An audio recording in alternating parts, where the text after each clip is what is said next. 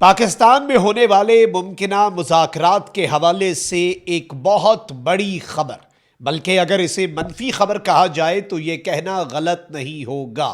Wall street journal ने बहुत बड़ा इंकशाफ किया है एक ऐसे मौके पर जब यह कंफर्म हुआ है कि अमरीकी नायब सदर जेडी वैंस 2 मरतबा पाकिस्तान आने जा रहा था, लेकिन ऐन मौके पर ईरान ने इनकार किया। अब इस खबर ने फुल स्टॉप लगा दिया है तमाम तर कोशिशों को। बिस्मिल्लाहिर्रहमानिर्रहीम, अस्सलाम वालेकुम। मैं हूं मखदूम शहाबुद्दीन। 4 अप्रैल 2026 हफ्ते का दिन। नाज़रीन किराम, अहम तरीन डेवलपमेंट्स हैं जो आपके सामने रखनी है। इस वक्त मुज़ाकरात के हवाले से तशवीशनाक डेवलपमेंट्स हैं और ये डेवलपमेंट्स परेशान कुन भी हैं, क्योंकि इस सब के अंदर एक जानिब ये तो कन्फर्म हो चुका है कि इससे पहले पाकिस्तान के ज़रिए अमरीका के 15 नुकात भी ईरान तक पहुँचे। ईरान का जवाब जो है वो भी अमरीका तक पाकिस्तान के थ्रू पहुंचा, लेकिन इस सब के अंदर मुज़ाकरात को सैबोटाज करने की जो कोशिशें हैं वो हुई। और अब किस तरह से कुछ ऑप्शंस सामने आ रहे हैं, पाकिस्तान के बजाय कुछ दीगर ऑप्शंस की बात हो रही है। और याद रखिएगा कि इन तमाम तर ऑप्शंस में Pakistan is the only country जो इजराइल को रिकॉग्नाइज नहीं करती। तो इस नुक्ते को भी जरा बैकएंड पे रखिएगा। मैं कुछ एक्सक्लूसिव डिटेल्स आपके सामने रखने जा रहा हूं। अमरीकी जरीदे वॉल स्ट्रीट जर्नल ने भी एक बड़ा इंकशाफ किया है। हमने भी कुछ अहम तरीन ओहदेदारान जो हैं उनसे कुछ बातचीत किया और कुछ चीज़ें हमें मजीद क्लियर हुई हैं। मैं सारी डिटेल्स आपके सामने रखता हूं, लेकिन उससे पहले अगर अभी तक आपने इस वीडियो को लाइक नहीं किया, लाइक ज़रूर कर दें। कमेंट सेक्शन में राय का इजहार भी कर दीजिएगा और अगर हो सके तो इस वीडियो को आपने मुख्तलिफ जगहों के ऊपर शेयर भी करना है। सबसे पहले तो नाज़रीन इकराम, आपको मालूम है कि पाकिस्तान एक ऐसा मुल्क है जो ईरान को भी काबिल कबूल है। ईरान आज भी पाकिस्तान का रिगार्ड करता है और अगर 20 टैंकर अबनाए हुर्मुज़ से गुजारने की इजाज़त ईरान ने किसी मुल्क को दी है पूरी दुनिया में इतने बड़े नंबर में, तो वो सिर्फ पाकिस्तान का परचम है और आज के दिन तक यही ईरान की पॉलिसी है। इवन पाकिस्तान ने बहुत कोशिशें की।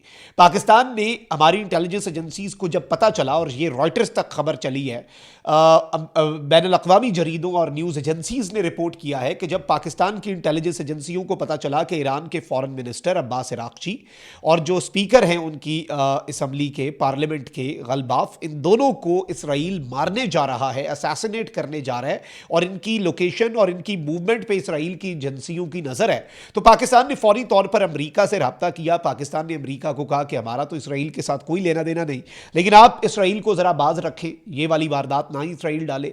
ये रैशनल वॉइसेस हैं, ये मुज़ाकरात करने वाले लोग हैं, ये किसी मामले पे पहुंच सकते हैं और अगर इन्हें मार दिया तो फिर काम जो है वो ख़राब हो जाएगा। उसके बाद इसराइल ने, ये पूरी दुनिया ने देखा कि पाकिस्तान के एफर्ट्स की वजह से इन दोनों शख्सियात को हिट लिस्ट में से निकालने का ऐलान किया। लेकिन उससे पहले अली लारजानी की शहादत पर भी आलमी मीडिया ने और आलमी मुबस्सरीन ने यह कहा कि ये तो मुज़ाकरात कर सकती थी शख्सियत, इतनी इंपॉर्टेंट अली लारजानी की शख्सियत थी।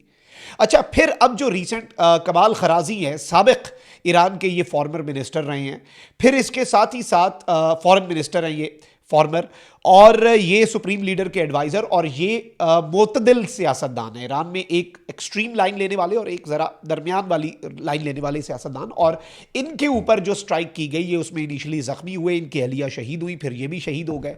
ये भी इसराइल की स्ट्राइक थी और जाहिर बात है कि इसके अंदर अब इनकी शहादत हो चुकी है। तो ये कुछ चीज़ें हैं कि कौन ऐसा बीच में फ़रीक है जो नहीं चाहता मुज़ाकरात हो। अमरीका तो अब अपेरेंटली इस जंग में से निकलना चाहता है, इसीलिए अब ये खबर भी कन्फर्म हो गई है कि इन द रीसेंट डेज अमरीकी नायब सदर जेडी वैंस 2 मरतबा ऐसा हुआ कि he was ready to fly, जहाज तैयार था, लेकिन एन मौके पे उसे पोस्टपोन करना पड़ा अपना ट्रिप, क्योंकि ईरान ने लास्ट मिनट पे बैकआउट किया।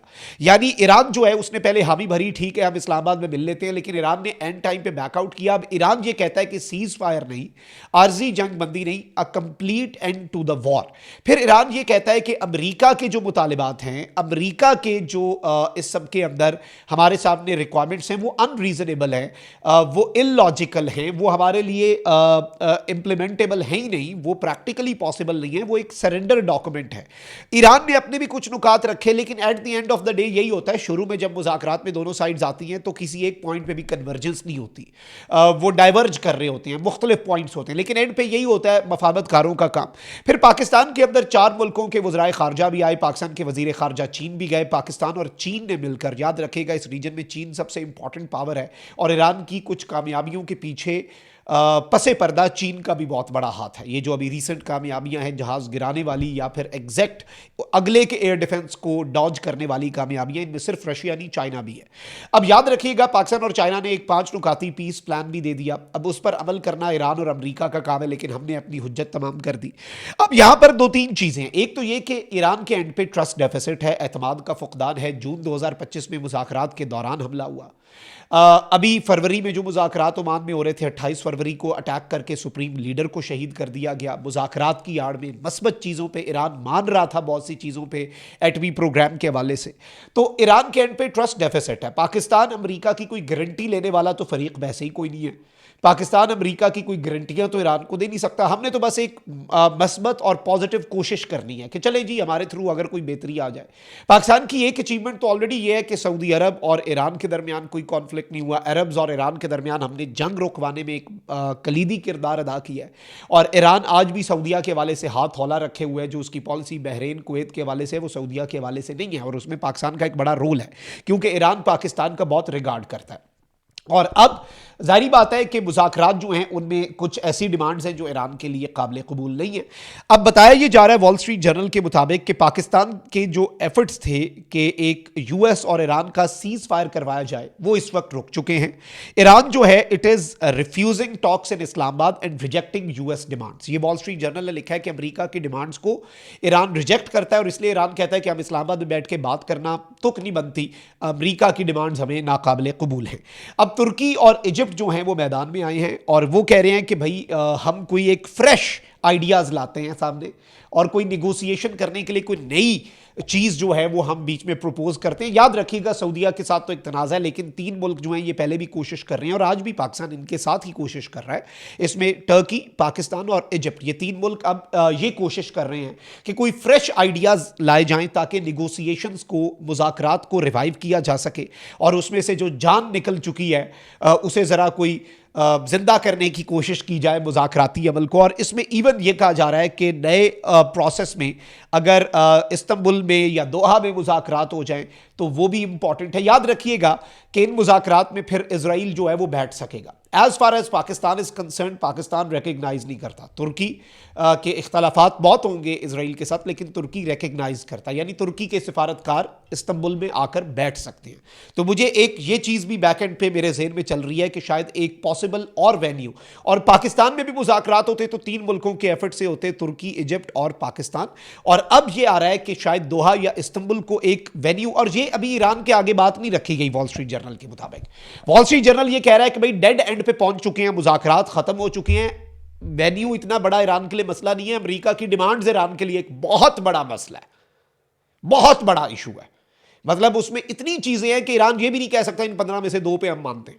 मतलब वो इतना कुछ अमेरिका ने इतना बड़ा डॉक्यूमेंट ईरान के आगे रख दिया। तो ईरान लड़ रहा है, ईरान जंग कर रहा है, ईरान कह रहा है कि बिल्कुल हमने पीछे नहीं हटना।